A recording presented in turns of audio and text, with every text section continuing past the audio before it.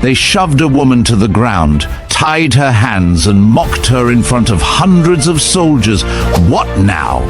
Superman gonna fly in? To them she was just a harmless art teacher, but in minutes the truth would explode, because this simple woman carried a secret past that could shatter the base, and the man they mocked was already inbound, the legendary SEAL commander they should have feared.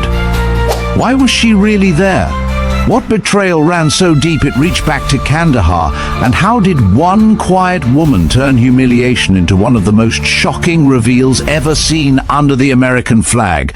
You're about to find out. But first, hit subscribe and ring the bell for a simple woman, because these are the stories the history books will never tell you. They shoved Elena Marlowe to her knees on the parade ground, wrists cinched behind her with plastic cuffs that bit into the skin. The noon sun burned off the smell of cut grass and hot metal. Helmets glinted, a ripple of laughter rolled across the formation, and one young Marine couldn't help himself. He leaned in and smirked. "What now, lady? Superman gonna fly in?" The line caught like a spark. Shoulders shook, boots scuffed, and then the bass loudspeakers crackled to life, feedback hissing as if the air itself were about to confess. Elena closed her eyes for half a heartbeat, counting her pulse, 4 beats steady. She lifted her chin, dirt on her cheek, and watched the American flag breathe in the breeze above. 5 minutes, she told herself. 5 minutes and everything changes. That morning began with gulls and a wind that smelled like salt and jet fuel. Camp Harrison woke early. Forklifts whined behind hangars, a color guard rehearsed steps by the bleachers, and children pedaled past the community center where a banner read a RT class 10 a.m. Elena unlocked the door with a chipped key and rolled a bin of brushes into light slanting across the floor. On paper, she was the quiet civilian who taught military kids to make color wheels and origami cranes. In truth, she kept another ledger, written in the disciplined habits that never left: sit with your back to the wall, eyes on entrances, memorize schedules, note who stares too long and who never looks at you at all. She had promised Daniel she would make this week normal. No calls routed through dead drops, no following the tremor in her bones when she sensed something wrong. Just breathe, he'd said on the sat line from somewhere he wouldn't name. Paint with the kids. I'll be back before the ceremony. He always promised he'd be back. Commander Daniel Spectre Marlowe, call sign born from a rescue in Kandahar that people still argued couldn't have happened the way the report said. Elena carried his voice like a coin you rub in your pocket until it's smooth. The scream came from the beach trail behind the gym, sharp, choked, then cut off. Elena was moving before she was aware of it, a brush clattering to the floor. The trail dropped into scrub and sand where the fence met the tide line. A young lance corporal lay curled beside a maintenance cart, blood threading from a slice along his scalp.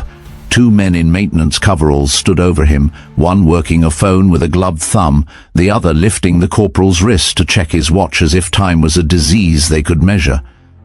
They looked up when Elena slid in the sand and caught herself on one knee. "I'm with youth programs," she said. "Breath easy, hands open. He needs a medic." "We're handling it," the taller one said. His coveralls were new, his boots weren't scuffed. Elena saw the way the phone's screen reflected lines of text, no dialing interface but a scrolling list. She catalogued: Eastern European curvature on a consonant cluster, Cyrillic nickname in a contact header. Habit. Training that never sleeps. "He's seizing," she lied. Both men glanced at the corporal's eyes in that half-second. Elena scooped sand to the taller one's face, stepped past, and wedged her forearm under the corporal's jaw to open an airway. The shorter man lunged. Elena's heel found his knee and knocked it sideways. Her left hand found the cart's socket wrench, and it tapped security against the fence post once, hard. The taller one blinked through grit and made a decision. They ran. Elena pressed a towel from the cart into the scalp wound and kept pressure until the bleeding slowed. "Stay with me," she said. The corporal's eyes fluttered. "You're okay. You're okay." When the shore patrol arrived, she was already on her feet, palms empty, voice calm, explaining that 2 maintenance guys had panicked and fled.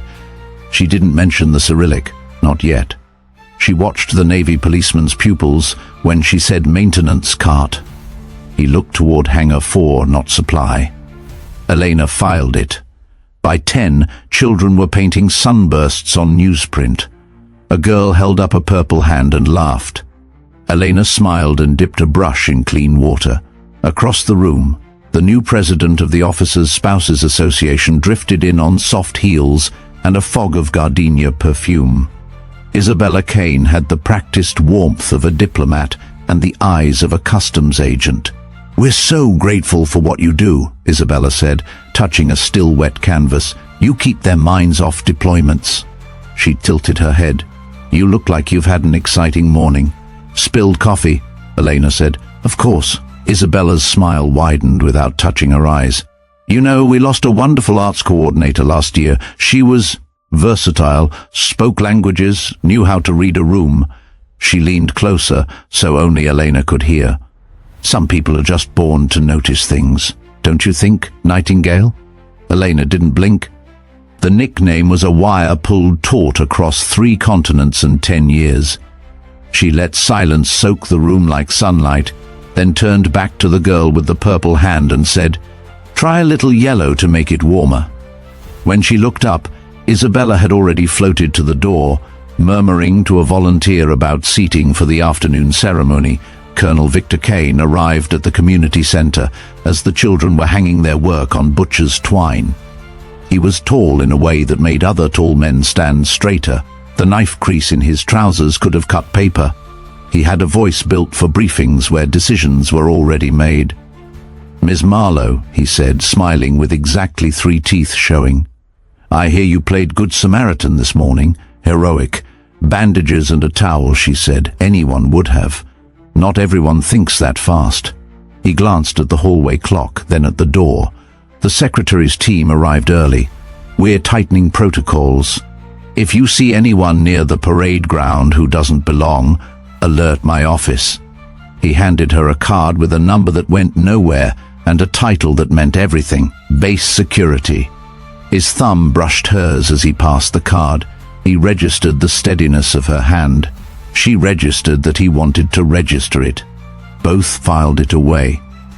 After lunch, Elena cut across the shadow of the bleachers to the maintenance corridor behind the stage. The parade ground bristled with bunting. Ropes ran from the flag pulley to a new bracket on the pole, gleaming with fresh bolts. A contractor's case sat open on the grass. New riggers' hardware, redundant loops, colors miscoded as if someone had learned the system from a manual, not a master. Elena crouched. The lower loop was reinforced, not for weight distribution but to direct force. A stagehand stepped into the light and coughed. "Ma'am, this area's restricted." "Sorry," Elena said, rising. "Just looking for a bathroom." She kept walking and did not speed up. The stagehand lifted a radio. Another voice crackled back with a code that didn't match any she'd heard on this base. It matched Kandahar, circa a winter no one talked about.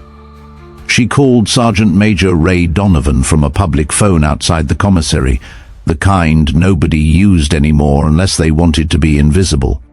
He showed up with a takeout coffee and the posture of a man who had buried too many friends to be impressed by rank. "You don't call unless a fuse is burning," he said without hello. "There's a modification on the flag rig," Elena said.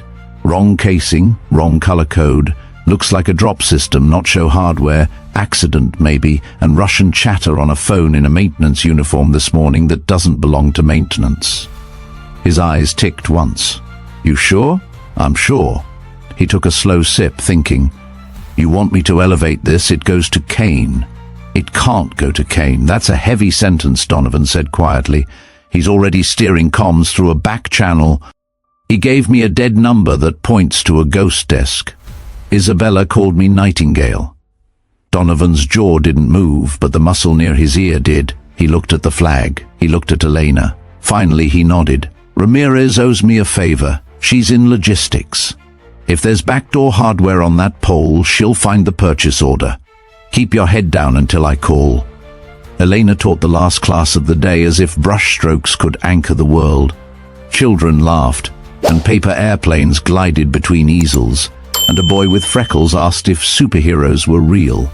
"Depends on your definition," she said, and her voice didn't break. By 3:30 the community center emptied and the parade ground filled.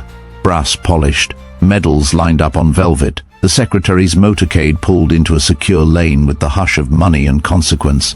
Elena stood near the rear fence where spectators bunched like a second set of bleachers. Her phone vibrated once, then twice. Donovan. She answered without speaking. "Order came from Kane's office using Ramirez's login," he said. She didn't place it. "It's a rig with a quick-release choke. It's not for a banner." "How long?" "They want a demonstration when the secretary's seated," Donovan said. His voice thinned. "Elena, somebody's going up that pole." "Not a banner," she said. "Not a banner."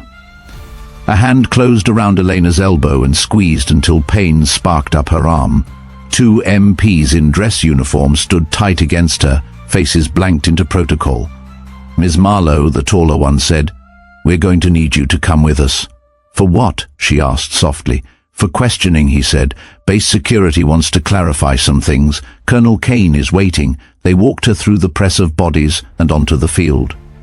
The crowd parted without understanding why. Isabella stood by the stage in a white dress the color of truce, smiling for donors. Colonel Kane waited near the flagpole, a clipboard under one arm and a camera crew in his periphery. When he saw Elena, his smile didn't change. He just tipped his head the way a man acknowledges a weather pattern turning in his favor. Plastic cuffs clicked, wrists pinched. Elena absorbed the sting and catalogued exits, counts, distances, the unfriendly faces in friendly uniforms. The first jeer came from somewhere left of the band. A Marine with a mouth too quick laughed, "What now? Superman gonna fly in?" It rolled across the formation like something thrown. Elena looked up at the flag, then at the sky beyond it where heat wobbled and turned the blue to glass. She imagined the tremor in the air you feel before rotor wash hits. She imagined Daniel's hand on the small of her back, grounding her.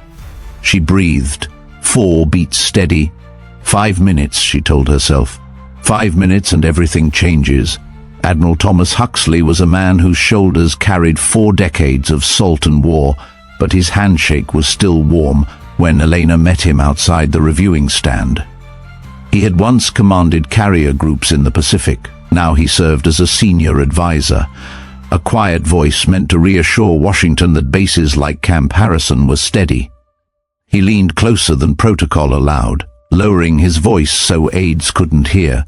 "I heard you were near a disturbance on the beach this morning," he said. "You okay?" Elena kept her tone even. "A young Marine fell. I helped him until patrol arrived." Huxley's eyes narrowed, studying her face. He'd been in the game too long not to recognize understatement.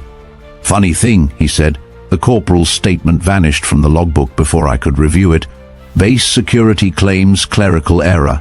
"Clerical error doesn't scrub timestamps," Elena said before she could stop herself. Huxley caught the edge in her voice. "I thought so." He nodded once as if confirming a private suspicion. "If you need to pass me something off the record, you'll find me on the tarmac tonight. Not everything should go through Kane." He straightened, smiled like an uncle, and walked back toward his staff. Her pulse was steady, but her skin prickled. Huxley's quiet warning meant 2 things. He knew Kane's grip was tightening, and he trusted Elena enough to risk breaking rank. That was both gift and danger. Later, in the officers' lounge, Isabella Kane orchestrated a tea service for a cluster of spouses. Her laughter carried across the marble like a bell that rang too often. She waved Elena over, ushering her into the circle with feigned warmth. "You're the one with paint on her shoes," Isabella said brightly. "Children love her." "Paint comes with the job," Elena replied, sitting stiffly. "I always envy women who can balance gentleness with other skills." Isabella's eyes sparkled like polished glass.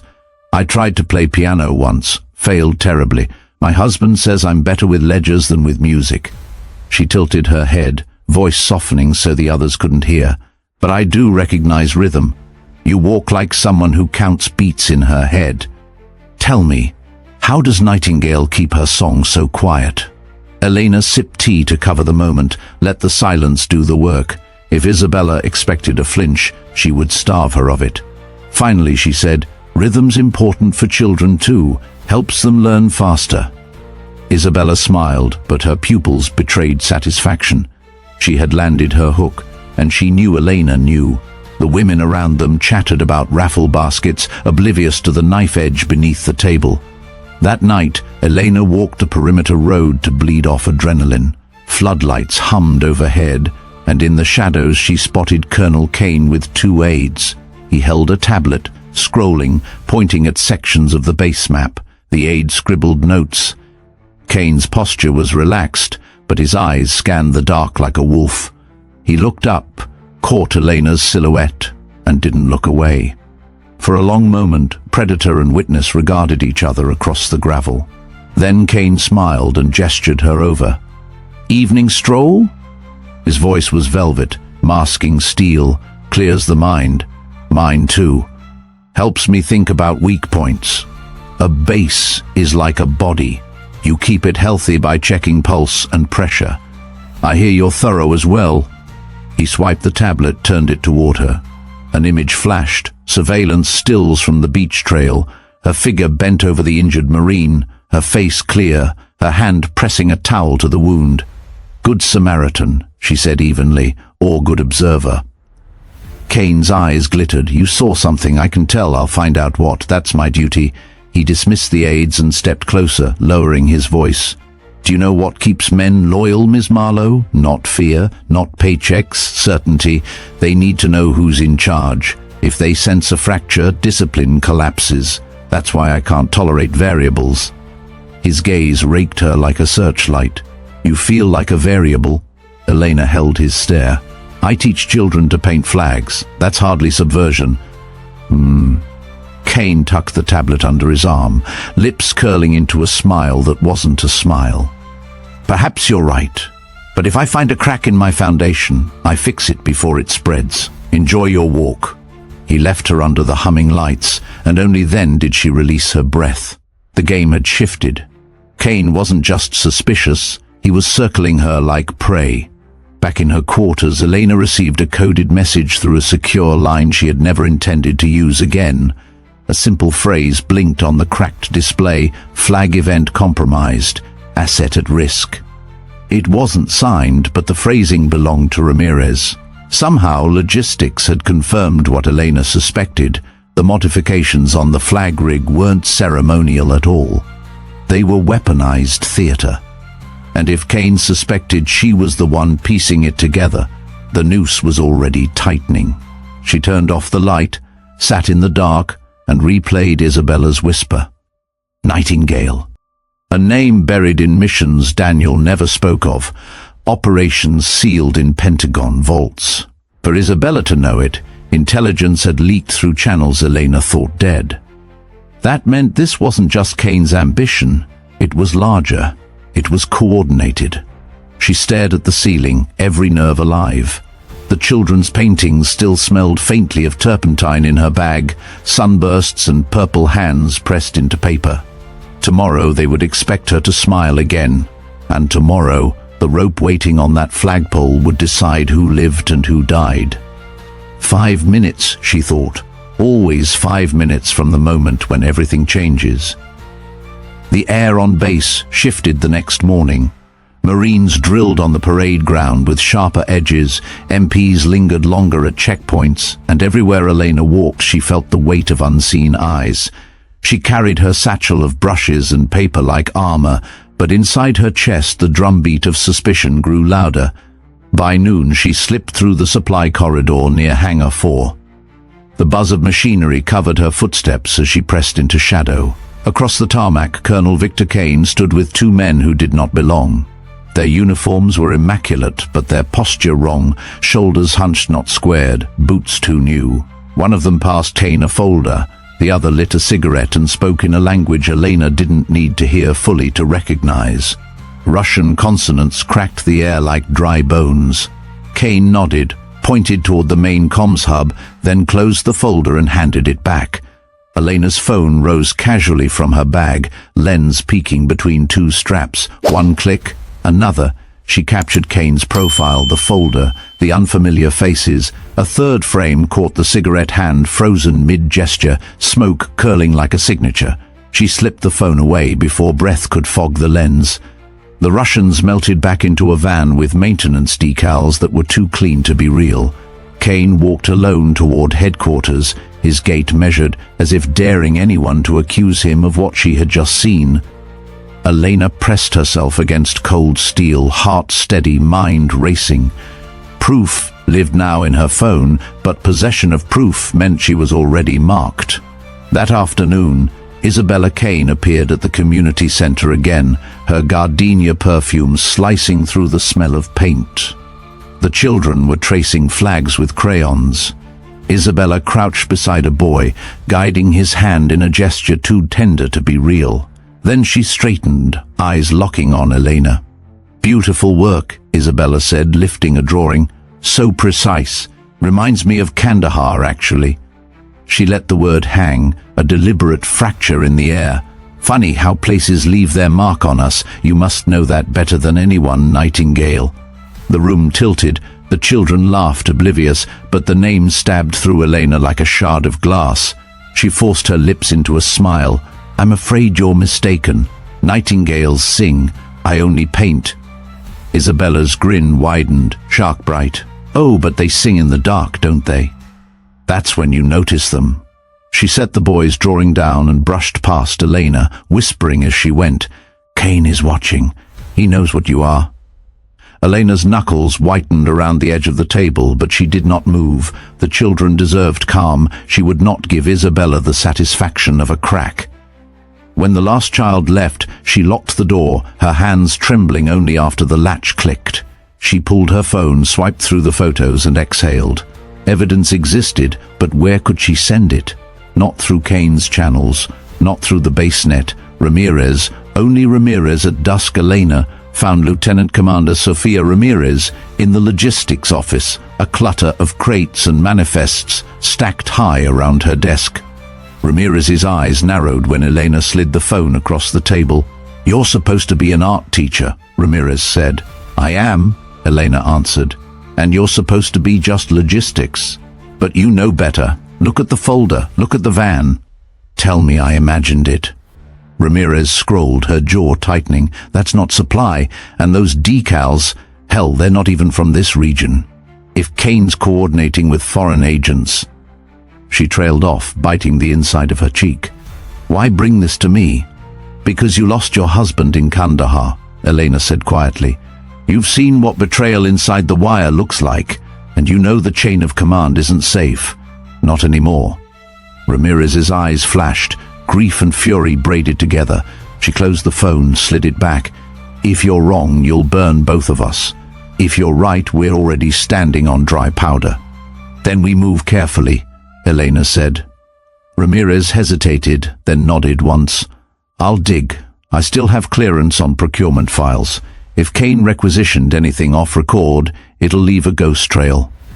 Elena left the office with the weight of Ramirez's suspicion heavy on her back. Allies were dangerous. They carried truth and doubt in equal measure. As night cloaked the base, Elena realized the circle was tightening. Kane had Russians in his pocket. Isabella knew her codename. Ramirez now carried proof that could damn them all. The clock was ticking toward the ceremony, and the rope on the flagpole was no longer just hardware. It was a stage for execution. The morning of the ceremony bled with a strange tension. Camp Harrison buzzed with rehearsals, brass instruments echoing across the grounds, but beneath the surface, whispers traveled faster than orders. Elena moved with her satchel clutched close, slipping through corridors and storage bays like a shadow. Ramirez had sent a single message on a torn scrap of paper shoved under her door: "Check event control." No signature, no context, just 3 words heavy as stone. She waited until the band marched past, their drums covering her footsteps, then slid into the event control tent pitched behind the bleachers. Inside, folding tables groaned under binders, diagrams, seating charts, and laminated timetables. She scanned the clutter, eyes catching on a set of schematics pinned to the corkboard. It was the parade ground, rendered in careful ink. Arrows traced the path of the Secretary of Defense, from motorcade to stage. Red marks circled the flagpole, annotated with codes she recognized from rigging manuals. Not decorative, not ceremonial, mechanical. She traced the diagram with her finger. Pulleys reinforced, load points doubled, a quick-release choke rigged at neck height. The notes in the margin made her blood run cold. Demonstration, symbol of cleansing. Her phone trembled in her hand as she snapped a photo. She had enough to expose Kane, but exposure required trust, and trust was a currency she couldn't afford. She slid the phone back into her bag, heart pounding. The flap of the tent snapped open. 2 MPs stepped inside, their boots loud against plywood. "Ma'am," one said, hand resting on his holster. "You're not cleared for this area." Elena forced calm. Looking for the restroom. The MP's eyes flicked to the schematic still pinned behind her. His jaw tightened. "Colonel Kane will want a word." Within the hour, she was standing in Kane's office. The blinds were half-drawn, slats cutting light across the room like bars. Isabella sat on the edge of his desk, manicured fingers drumming a rhythm on the wood. Kane leaned against the window, arms folded. "Breaking into event control," he said smoothly. "That's a serious breach." "I walked into the wrong tent," Elena replied. "Wrong tent?" Isabella's laugh was soft, cruel. "You walked straight to classified documents and photographed them." Elena's stomach dropped. Her phone sat on the desk, screen still lit. She hadn't felt the lift from her bag. Isabella held up a flash drive between 2 fingers, photos already transferred. "You've been busy, Nightingale." Kane straightened, his smile a razor's edge. "You've been in this base for months, watching, listening, documenting." CIA, Russian double agent, I don't care which story plays better. What matters is I can prove you don't belong here. He leaned closer, voice dropping. "You're mine now." 2 MPs stepped in, their hands gripping her arms, plastic cuffs biting into her wrists. "Escort her to holding," Kane ordered. "But not before the secretary arrives. I want him to see what a traitor looks like." Isabella leaned close as they dragged Elena toward the door. "You wanted to expose my husband," she whispered, breath warm against her ear. "Now you'll be the example." They marched her across the parade ground through rows of curious faces. Soldiers turned, whispers rippling, spy. "Double agent, traitor." Kane's voice carried behind her, booming to anyone who would listen. "We've caught her red-handed, proof in hand." She was sent to compromise this ceremony. Elena stumbled as gravel bit her knees. The MPs yanked her upright. Somewhere in the crowd, Donovan's eyes met hers for a fraction of a second, steady, unreadable. She searched for an ally, any sign of Ramirez, but the tide was against her. They shoved her against the flagpole, binding her to the base. The crowd murmured, restless. Overhead the rope swayed, its loop stuck against the sky. Kane stepped forward, raising his voice like a preacher. "This is what betrayal looks like," he thundered. "On this sacred ground, beneath our nation's flag, we purge those who would sell us out." The crowd hushed, tension thick as steel cable. Elena lifted her chin, dirt streaking her face, and whispered to herself, 5 minutes. Always 5 minutes from the moment everything changes.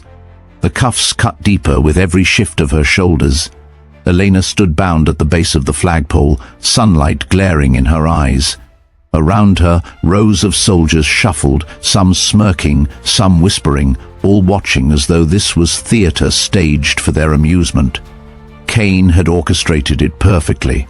Humiliation in broad daylight, her name tarred before the secretary's arrival.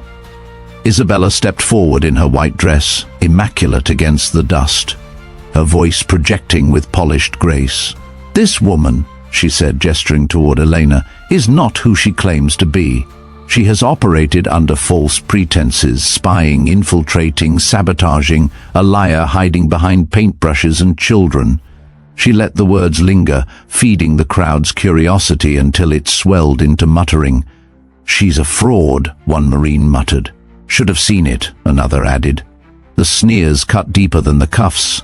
Elena lifted her chin, meeting their eyes one by one. She refused to shrink. She had learned long ago that silence in the face of ridicule was sharper than any retort, but inside her mind spun like a turbine. She had one tool left, one chance to send word beyond Kane's net. She flexed her right hand, straining against the plastic until the silver band on her finger shifted into view. To anyone else it was a wedding ring, unremarkable. But inside its setting, Daniel had once hidden a microtransmitter so small it could ride the static of any radio band.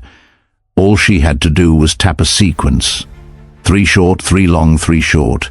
Old code, universal, SOS. The MPs beside her didn't notice. Their eyes were on the crowd, watching for disruption. Elena tapped against the flagpole's steel, each note faint but distinct. In the hum of the band tuning, in the chatter of soldiers, the signal vanished, except to anyone listening for it. She prayed Donovan had ears in the right place. She prayed Daniel still carried the receiver he'd sworn he'd never discard. Isabella circled like a hawk, her smile fixed. "Look at her," she said sweetly. "Even now she pretends calm. That's how spies survive, by making you believe they're innocent until the knife is at your back." She leaned close enough that Elena smelled gardenia over the sweat of the crowd. "You'll break before the day ends, and when you do, everyone will see my husband was right." Elena whispered back, low enough that only Isabella could hear. 5 minutes. For the first time, Isabella's smile faltered, just for a heartbeat. Kane mounted the stage, clipboard in hand, voice booming through the loudspeakers. "Today we show the strength of unity. Today we cleanse the rot that festers among us. This woman colluded with enemies. She would have poisoned our security from within." He held up the confiscated phone. Images splashed across the jumbotron, the Russians at Hangar 4, the folder, the van. But the angle was cropped, twisted, captions rewritten. Instead of proof of Kane's treachery, the doctored images painted Elena as the one passing documents. Gasps rippled through the audience. Some turned away in disbelief. Others shook their heads, convinced. Elena closed her eyes for a moment, steadying her breath. Lies always traveled faster than truth, but lies couldn't hold forever. Across the field, Donovan shifted his stance, arms folded tight, his gaze locked on her. No movement, no signal, but Elena felt the weight of his silent vow. Ramirez was nowhere visible, but that absence might mean she was already moving, already digging. The crowd swelled with anticipation as Kane raised his hand. "This is the fate of traitors," he thundered, bound under the flag they sought to disgrace. He signaled the MPs. The rope above Elena swayed, loop poised in the breeze. Mocking voices rose again from the formation. "Where's your Superman now?" one shouted. "Maybe he's late," another jeered. Laughter burst like firecrackers, cruel and eager. Elena kept her gaze fixed skyward. Heat shimmered in the blue. She imagined the rotors cutting through the haze, the vibration in her bones before the eye could see. She had been here before, in alleys, in deserts, in ruined cities, always waiting for the unseen cavalry. And always it had been Daniel. Her pulse slowed. She tapped the ring again, once more the rhythm steady. 3 short, 3 long, 3 short. Then she whispered under her breath, words no one else could hear. "Come home." The crowd surged, pressing closer. Kane spread his arms like a conductor before an orchestra, savoring the moment. Isabella clapped her hands, delight blazing in her eyes, and Elena, tied and bloodied by ridicule, felt the shift in the air before anyone else. A tremor rolled across the ground, subtle but growing. She raised her chin higher, a faint smile ghosting across her lips. 5 minutes, she told herself again. Always 5 minutes. The sun climbed higher, turning the flag above Elena into a blazing banner of light. Every pair of eyes on the parade ground was fixed on her, tied against the pole like a living indictment. Kane stood on the dais with the confidence of a man directing a play where every actor had already rehearsed their lines. Only Elena knew the script had begun to fray. "Bring the secretary forward," Kane commanded. The motorcade door opened, and the Secretary of Defense stepped out, flanked by aides and a phalanx of Secret Service. Their polished shoes clicked against the pavement as the band struck a solemn chord. Cameras swung into place, reporters whispering as lenses zoomed in on the tableau. Elena forced herself to stand taller, rope biting her wrists, sweat streaking down her temple. She had lived through worse interrogations, darker rooms, crueler threats, but this, being paraded before her own people as a traitor, was meant to cut deeper than any blade. Kane's voice carried across the crowd. Ladies and gentlemen, today we honor the strength of this base, of our nation, by confronting betrayal head-on. This woman infiltrated our ranks under false pretenses. She has colluded with foreign powers. We have the evidence. He gestured, and screens flanking the parade ground lit up. The doctored photographs filled the air, grainy shots of Elena by the van, the folder in Russian hands blurred just enough to suggest she was receiving it, not observing. The captions screamed in red, "Agent identified." CIA compromised. Gasps rippled outward, followed by jeers. Elena scanned the crowd. Some soldiers shifted uneasily, not convinced. Others shouted, eager to believe the spectacle. Isabella, gleaming like a queen in white, raised her arms as if orchestrating a chorus. "Justice under the flag," she cried. The words echoed, caught by microphones, amplified into thunder. The MPs tightened their grip on the rope. Above Elena, the noose swayed, its shadow cutting across her cheek. Her pulse slowed. She tapped her ring once more, the rhythm concealed against the steel base of the pole. Donovan stood at parade rest near the back, jaw clenched, his eyes never leaving her. His silence was a promise. Somewhere unseen, Ramirez was still working. Elena clung to that knowledge like a lifeline. Kane spread his arms wide, turning to the secretary. "With your permission, sir, we will demonstrate the consequence of treachery. We will show every man and woman here that betrayal is not tolerated." The secretary's face was unreadable, his aides whispering furiously at his shoulders. One of them tapped a tablet, scrolling, frowning. Kane's gaze was fixed on Elena, waiting for the nod that would seal her fate. The crowd began to chant, low at first, then rising, "Traitor! Traitor! Traitor!"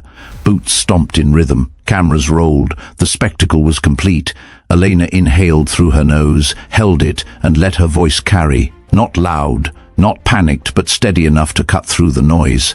5 minutes, she said. The words weren't for them, they were for herself, for Daniel, for the ghost she knew was somewhere in the sky. Kane stepped closer, eyes glittering with triumph. "What did you say?" 5 minutes, she repeated, louder this time. A murmur rippled through the ranks. Some laughed, thinking it madness. Others frowned, unsettled by her calm. Isabella leaned toward Kane, whispering, "End it, now, before she turns this into theater." Kane nodded to the MPs. The rope shifted, creaking under tension. Elena felt it brush her shoulder, the loop yawning open like a mouth. The crowd hushed, anticipation thick as storm air. And then the tremor came. A low vibration at first, rolling through the soles of boots, rattling canteens. Soldiers glanced skyward, shielding eyes from the glare. The chant faltered. The cameras tilted upward. Kane froze, his practiced smile wavering. Elena closed her eyes. She knew that sound, that rhythm in the air. Rotor blades distant but approaching, chewing through the sky. Her chest lifted, the corner of her mouth curled into the faintest smile. The noose still hung above her, but the balance had shifted. The stage Kane had built for humiliation was about to become his own undoing. The vibration swelled into a roar. Soldiers who had been chanting now craned their necks, hands shading their eyes. A dark speck broke through the sky, growing fast, blades flashing silver. Rotorwash whipped dust across the parade ground, snapping flags, rattling bunting. The band instruments clanged against their stands. The crowd's jeers died into silence. A Black Hawk thundered overhead, banking low. Kane's jaw locked. This was no scheduled flyover. His hand shot up, signaling the MPs. "Hold formation, do not break." but his command was swallowed by the roar. The helicopter hovered, then descended with surgical precision, blasting hot air through the ranks. Soldiers staggered back, covering their faces. Elena bowed her head against the wash, hair whipping across her face, the rope at her wrists vibrating like a live wire. The side door slid open. A figure stepped into view, framed by the storm. Commander Daniel Spectre Marlowe, flight suit dark, harness strapped, eyes hidden behind tactical shades. The kind of entrance that froze time. Gasps rippled outward. The name passed in whispers. Spectre, Spectre. Men who had bled in Kandahar knew it. Officers who had studied classified debriefs knew it. Ghost stories walked into daylight. Daniel dropped to the ground, boots hitting hard, and in his wake spilled 6 SEALs in black gear, rifles at low ready, movements clean, professional, absolute. They fanned out, forming a perimeter before the MPs could react. Kane's voice broke against the noise. "Stand down! This base is under my authority." Daniel removed his shades, eyes cutting straight to Kane, calm, cold, merciless. "Are you referring to my wife, Colonel?" He gestured to Elena, bound at the flagpole. The words struck like a hammer. The crowd inhaled as one. Kane blinked just once, but it was enough. His mask cracked. Isabella's face drained of color. Daniel nodded to his men. 2 SEALs advanced, swift and silent, slicing the plastic cuffs from Elena's wrists. Her arms fell free, blood rushing back into her hands. She rubbed her wrists, lifting her gaze to Daniel. For the first time in hours, her chest loosened. The Secretary of Defense stepped forward, hand raised. "What is the meaning of this, Colonel Kane?" His voice rang with steel. Kane scrambled, thrusting the doctored photos onto a monitor. "She's a traitor. We have proof." "No," Daniel cut in, voice sharp as a blade. He tossed a small device to Donovan, who caught it and plugged it into the monitor's port. The screens flickered, scrambled, then lit with raw feeds, live intercepts, Russian transmissions, procurement logs traced back to Kane's credentials. The audience gasped as the truth unfurled. Kane's meetings with Russian agents, Isabella's coded calls, the doctored images exposed, overlaid with metadata proving they had been altered. Daniel's voice carried above the shock. "While you staged this circus, we turned your entire network into a honeypot. Every transmission you sent has been logged by the NSA. Every contact you thought was secret is now under federal lock. The only traitor standing on this ground is you, Colonel." The MPs hesitated, eyes darting between Kane and Daniel, loyalty cracking. Donovan stepped forward, grizzled voice booming. "I served 30 years. I've buried too many men because of leaks like this. This ends now." He faced Kane, daring him to move. Isabella rushed to her husband's side, her perfect composure shattering. "Victor, say something, do something." But Kane's face was pale stone, sweat trickling down his temple. The secretary signaled his security detail. "Arrest him." The MPs closed in. Kane jerked back, fury flaring. "You think this ends with me? You think pulling one weed saves the garden?" His voice cracked with desperation. "This is bigger than you, bigger than all of us." Daniel stepped closer, voice a low growl only Kane could hear. "Maybe, but today under this flag it ends with you." The MPs seized Kane, wrenching his arms behind him. Isabella's scream cut through the air as she lunged, only to be held back. Cameras captured every angle, the fall of a colonel, the unraveling of lies, the silent strength of the woman who had stood alone. Elena touched the base of the flagpole, then lifted her gaze skyward. Dust swirled in the rotor wash. Soldiers who had mocked her now stood in stunned silence, the weight of what they had nearly witnessed pressing into their chests. The flag above rippled, fierce against the sky. For the first time that day, it felt like it belonged again. The parade ground still quivered with echoes of rotor wash as Kane was dragged away, his boots scraping lines across the pavement. Isabella fought against the grip of 2 MPs, her gardenia perfume sour under the heat, her voice shrill as glass. "You fools! You don't understand! He was saving you!" But no one listened. Cameras clicked, capturing every angle, the polished facade cracking, the empire of lies collapsing in real time. The Secretary of Defense stood at the center of the stage, eyes scanning the field. His voice cut the air with the weight of command. "Raise the flag." Two young Marines stepped forward. With hands that trembled at first, they drew the rope. The stars and stripes climbed steadily, snapping taut in the wind. The crowd, restless and fractured only minutes earlier, fell silent. Even the jeers had vanished. A murmur swelled, then grew into a roar of voices, cheers, relief, something raw and honest that cleansed the space Cain had poisoned. Elena stood beside Daniel now, wrists raw from the cuffs but her spine unbent. He rested a hand at the small of her back, anchoring her. She looked up at the flag, its colors vivid against the washed-out sky, and felt her throat tighten. For a heartbeat she remembered the schematics she had seen, the loop drawn with cold ink, and imagined her body swinging where the flag now flew. That was the stage Cain had built. Instead, it became his gallows of truth. Donovan approached, his weathered face carved with lines of both fury and pride.